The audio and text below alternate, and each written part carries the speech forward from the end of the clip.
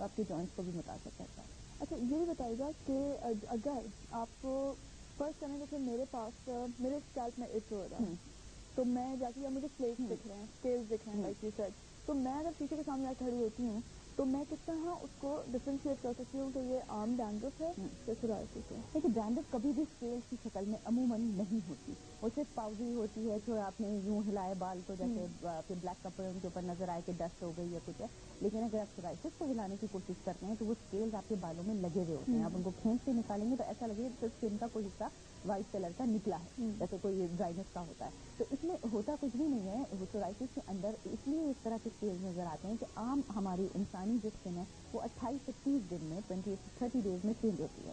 جیسے ہم دیکھ رہے ہیں کہ اسنیک میں کیا ہوتا ہے کہ پوری اسکن نکل کے وہ ایک طرف نکالتے ہیں اور پھر نہیں آتی ہے. ہیومنز میں ایسا نہیں ہوتا, ان میں ایسے اسکیلز ہوتے ہیں ہمیں نظر بھی نہیں آتے, لیکن اس کیس میں 28 to 30 ڈیز کا سائیکل 7 دن میں آ جاتا ہے. تو اس کی وجہ سے وہ ایک جو پورا سسٹم ان کا خراب ہو جاتا ہے تو وہ ارریگولر پائلنگ اپ ہو جاتی ہے پرٹیکولر ایریاز پہ. جو سورائسس کے ایریاز ہیں ان کے اوپر وہ پرٹیکولر پائل اپ ہو جاتا ہے, جس کی وجہ سے آپ کا وہ میکینزم ایسا ہے کہ یو فیل لائک ایٹنگ کرنے وہ اسکیل ہٹ جاتا ہے اینڈ دین اٹس ریلیز. لیکن اگر over a period of years رہتا ہے تو آپ لوشنز لگا لگا کے جب وہ پوری باڈی کو انوالو کرتا ہے, جو ہم گٹیر سورائسس بولتے ہیں, جس کے اندر کافی زیادہ بڑے بڑے پلاکس باڈی کے اندر ہوتے ہیں, وہ پیشنٹس کے لیے بہت مسئلہ کرتا ہے. کیونکہ اس کیس میں خالی آئنٹمنٹ کام نہیں کرتے. There is a series of medication جو اورلی بھی دینے پڑتے ہیں پیشنٹس کو, and they have to be closely monitored. ایسا نہیں کہ آپ نے کسی کو دے کے بھیج دیا پھر مہینوں ان کے لیے فالو اپس ہیں, ان کے بلڈ ٹیسٹ ہیں, تو so we have to monitor these things. And at the same time آپ کو ایٹنگ کے لیے بھی دیکھنا پڑتا ہے. اور ٹاپیکل میڈیکیشن اس میں بہت ہے, it's a lifelong process. یہی ڈاکٹر کا کام ہے, اسکن اسپیشلسٹ کا کام ہے کہ وہ پیشنٹس کو یہ سمجھائے کہ یہ ایک آج کل 2-4 دن کی بات نہیں ہے. You have to live with it, but you have to understand how to live with it. صحیح. اچھا یہ ایک آخری سوال, میرا سینٹینس پورا کریے گا. اگر ہم نے سورائسس کو ٹریٹ نہیں کیا تو آپ بہت زیادہ پرابلم میں آ سکتے ہیں, اس لیے کہ آپ کا لائف اسٹائل متاثر ہوتا ہے, آپ کا بہت زیادہ یہ چیز متاثر ہوتی ہے کہ آپ کس طرح سے موو کرتے ہیں. You are eating, you are stretching. اب جن کی سورائسس بہت زیادہ پرابلم میں ہے, بہت زیادہ سیویرٹی میں ہے, تو ان کے اسکیلز جا بجا گر رہے ہوتے ہیں, سر پہ سے نکلے تو وہ ان کے لیے امبیرسمنٹ کی بات ہوتی ہے.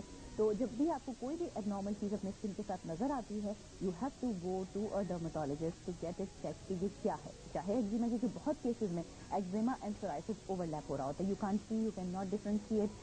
بہت ایکسپرٹ سے ایکسپرٹ آئی بھی چوک جاتی ہے کہ یہ کیا ہے. اکثر اوقات ایسے پیشنٹس آتے ہیں کہ ایک دو چیزیں آپ کو دیکھ کے لگتا ہے eczema, but you examine the whole body, یا اگر اس کو غور سے آپ دیکھیں then it will give away to psoriasis. تو یہ ہے کہ یہ آپ کو جو obviously اسکن اسپیشلسٹ کی آنکھ وہ دیکھ سکتی ہے, تو اب بہتر ہے کہ بجائے خود ایکسپیریمنٹ کرنے کے لیے لوگ تیز قسم کے اسٹیرائڈ لگا کے پہنچ جاتے ہیں اور وہ پھر اس کو اور خراب کرتے ہیں. کیونکہ ایک دفعہ آپ تیز اسٹیرائڈ سے ان کا علاج کر لیں دین پھر لو پوٹینسی کی چیزیں سے اثر نہیں کرتی.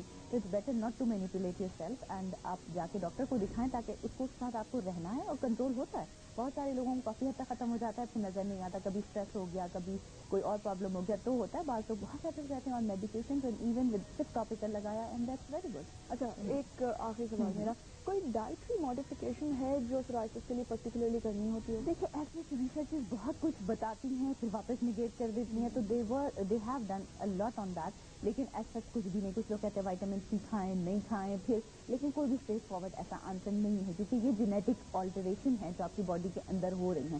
کوئی بہت سارے لوگ بہت اسٹریسفل لائف جیتے ہیں but they don't have psoriasis. بہت سارے لوگ جاتے ہیں دھوپ میں ساری زندگی رہتے ہیں, دے ڈونٹ ہیو سورائسس. لیکن ریسرچز یہ ثابت کرتی ہیں کہ جن میں جینیٹک ٹینڈنسی ہے اینڈ دے آر آن دس, یہ ساری پریڈسپوزنگ فیکٹر سے ایکسپوز ہوتے ہیں, تو بہت سا ہیپیٹائٹس سی ہے, بہت سارے انفیکشنز ہیں ایسے باڈی کے اندر, ایپسٹین بار وائرس یا بہت سارا, تو وہ پھر اس طرح پرابلم کرتا ہے.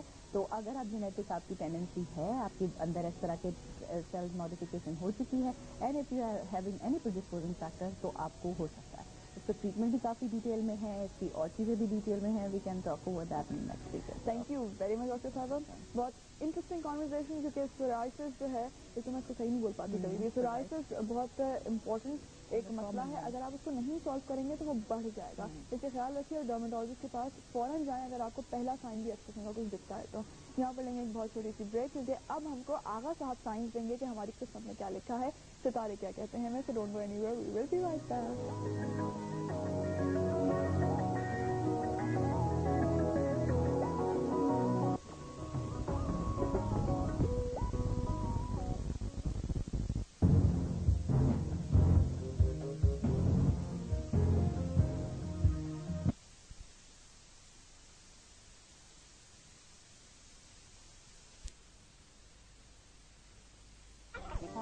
हैं? बिल्कुल ठीक ठाक। अच्छा, मुझे 2 सेकंड में जल्दी से 2-3 लोगों के मैसेज शामिल कर लेती हूँ, ये बहुत सुबह से मैसेज आ रहे हैं। अच्छा जी, शाहीन खान ने हैदराबाद से हमको सबसे पहले मैसेज किया है और उन्होंने गुड मॉर्निंग कहा है और उन्होंने ये कहा है कि the program is doing really really well, thank you very much Shaheen Khan. अच्छा, इसके अलावा हमको हमीद शाहीन ने मैसेज किया कि एक ही फैमिली के 2-3 लोग हैं जो हमको मैसेज करते हैं, but thank you very much. उन्होंने लिखा है कि Sana ji receive my simple gift of good morning wrapped with sincerity and tied with care and sealed with a prayer to keep you safe whole day, thank you very much. इसके अलावा खुरम अजीज ने हमें message किया है कि there is no place for Shahid Khan Afridi in Pakistan cricket team, he should join ICL। अच्छा, आपके लिए एक सजेशन, आपने हमें इस बारे में तो कमेंट दे ही दिया है, लेकिन हमारा जो आज सवाल है वो भी इसी से रिलेटेड है, क्रिकेट रिलेटेड है, उसका जवाब जरूर भेजिएगा हमको। हमने आज आपसे पूछा है कि जावेद मियादाद को PCB का डायरेक्टर जनरल बनाने से नंबर 1 ऑप्शन क्रिकेट में सिफारिश कल्चर का खात्मा होगा, second option cricket team Pakistan आने पर तैयार हो सकेंगी, थर्ड ऑप्शन नए टैलेंट को सामने आने का मौका मिलेगा। इसका जवाब आप हमको भेज सकते हैं 2791 पर, उसी नंबर पर जिस पर आप अपने कमेंट्स और सजेशंस और फीडबैक भेज रहे हैं हमको। इसके अलावा डॉक्टर साहिबा से जो भी सवाल हो, जो भी आज का रिलेटेड टॉपिक है, उस हवाले से अगर कोई सवाल हो तो आप हमें 2791 पर टेक्स्ट करें या फिर हमें कॉल करें 256-3705 पर। जी डॉक्टर साहिबा, आज हमारा टॉपिक है प्रेगनेंसी एंड स्किन केयर।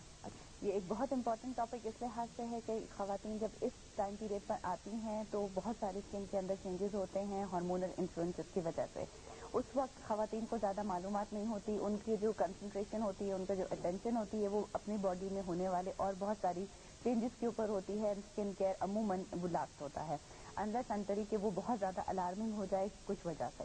एक वजूहत ये होती है कि प्रेगनेंसी के कुछ डिजीजेज होती हैं, जबकि उनमें स्किन मतलब प्रेगनेंसी के अंदर कुछ स्किन डिजीजेज हो जाती हैं, कुछ शुरू के महीनों से स्टार्ट हो जाती है, कुछ बीच के ट्राइमेस्टर से स्टार्ट होती है। यानी प्रेगनेंसी को हम 3 ट्राइमेस्टर्स में डिवाइड करते हैं, पहले 3 महीने, दूसरे 3 महीने और आखिरी 3 महीने।